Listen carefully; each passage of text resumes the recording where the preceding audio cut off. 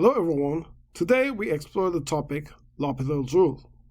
For learner objectives, we'll recognize when to apply L'Hopital's rule, identify indeterminate forms produced by quotients, products, subtractions, and powers, and apply L'Hopital's rule to each of these. Then describe relative growth rates of functions. Exploration. Consider limit as x approaches 2 of x squared minus 4 over x minus 2. What happens if you try to solve this by direct substitution? So by a direct substitution, we will plug into wherever you see x, so that would be 2 squared minus 4 over 2 minus 2. And obviously, 2 squared will be 4 minus 4. That's going to be 0. And so 2 minus 2 is also going to be 0. So then you end up with a 0 over 0. That's an indeterminate form. If we try to do it by factoring, limit as x approaches 2 of x squared minus 4 over x minus 2, we can factor this x squared minus 4 into its difference of squares, into its conjugates, x minus 2 times x plus 2, those are the two factors. So limit as x approaches 2 of x minus 2 times x plus 2 all over x minus 2. We can then cancel these two, the x minus 2's in the numerator and the denominator. And so you'll have a limit as x approaches 2 of x plus 2. That would be equal to 2 plus 2. That would be equal to 4. Now what if we did this by taking the limit x approaches 2, x squared minus 4 over x minus 2, and taking the derivatives of the numerator and the denominator separately, and then simplifying. So then, if we take the derivative of the numerator, x squared minus 4, that will leave us with 2x.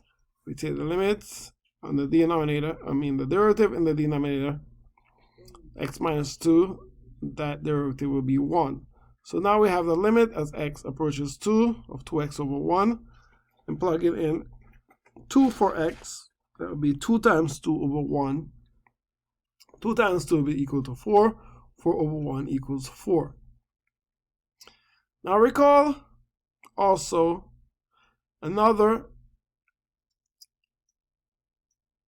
very, very important limit that we came across earlier on. That was the limit as x approaches 0 of sine of x over x. What happens if you try to just do direct substitution?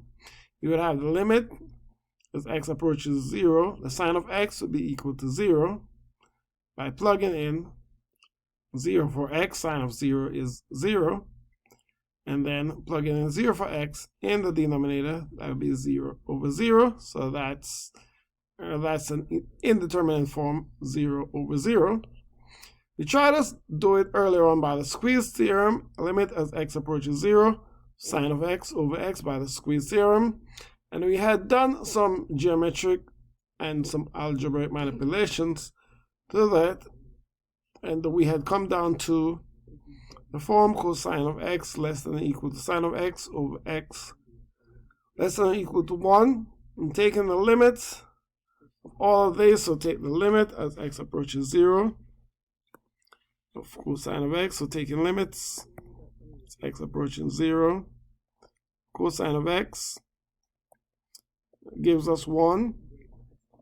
Limit as x approaches 0 of sine of x over x, not so sure, but you take the limit as x approaches 0 of 1, and 1 is a constant. That's just going to give us back 1.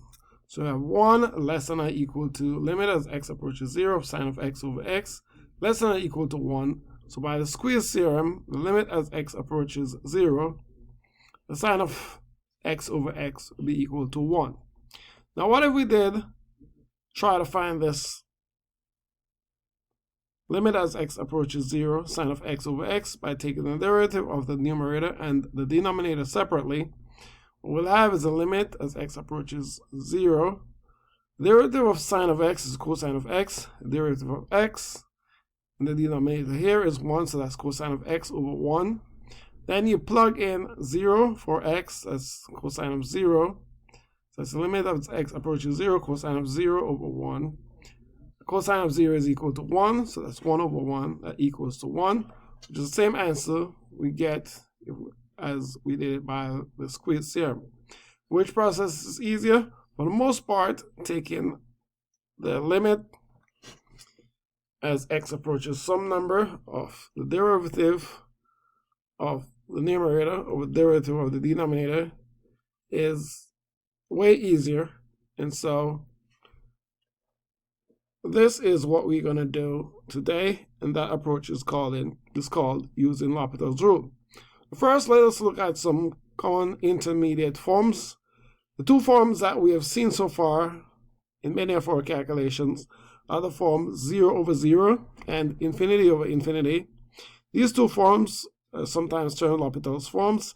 That is not really to say that is what they are specifically named, but sometimes they call that because these are the two forms in which we can directly use L'Hopital's rule for.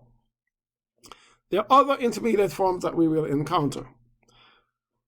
There's the when I say intermediate, I mean indeterminate forms. Sorry, indeterminate forms. Okay, indeterminate forms.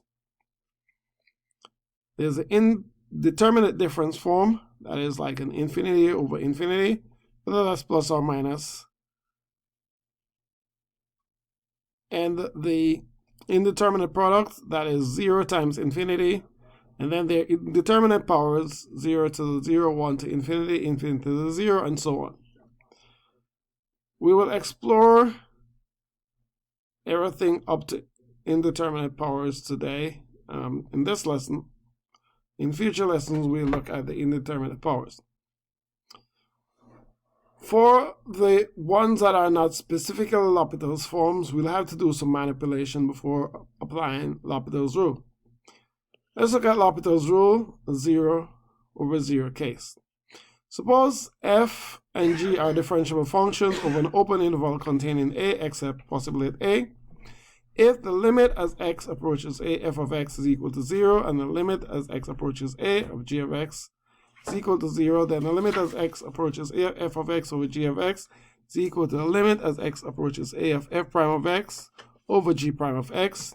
Assuming the limit on the right exists or is positive infinity or negative infinity.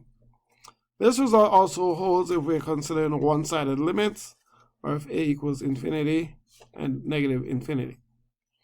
We will look at a couple of examples. The limit as x approaches 0 of 1 minus cosine of x over x. Now what we want to do here is to determine what kind of indeterminate form we have. So to determine what kind of indeterminate form we have, let's just plug in directly. So plug in 0, and so that's 1 minus cosine of 0 over 0. It's 1 minus 1 over 0. So the form that we have here is 0 over 0. And if we have this, so we say if we have a 0 over 0 form, then we can use L'Hopital's rule. Let's use L'Hopital's rule. And that we will do by taking the derivative of the numerator over the derivative of the denominator. 0 over 0 indeterminate form. So the limit as x approaches 0 of 1 minus cosine of x over cosine of x. We can apply L'Hopital's rule. That gives us a limit as x approaches 0 of d dx, 1 minus cosine of x over d dx x. And that will be equal to the limit as x approaches 0 of sine of x over 1. And plug it in 0 for x. That's the limit as x approaches 0 of sine of 0 over 1. That will be equal to 0 over 1. And our answer is 0. The case that we can apply L'Hopital's rule directly is with the infinity over infinity case. Suppose f and g are differentiable functions over an open interval containing a except possibly at a. The limit as x approaches a of f of x is equal to infinity or negative infinity. The limit as x approaches a of g of x is equal to positive infinity or negative infinity, then the limit as x approaches a of f of x over g of x is equal to limit as x approaches a of f prime of x over g prime of x. Assuming that the limit on the right exists or is positive infinity or negative infinity, the result holds if the limit is infinite or if a is equal to positive infinity or negative infinity, or the limit is one-sided. Example. Evaluate the following limit using L'Hopital's rule. The limit as x approaches positive infinity of 3x plus 5 over 2x. The limit as x approaches infinity of 3x plus 5 equals infinity, and the limit as x approaches infinity of 2x plus 1 equals infinity.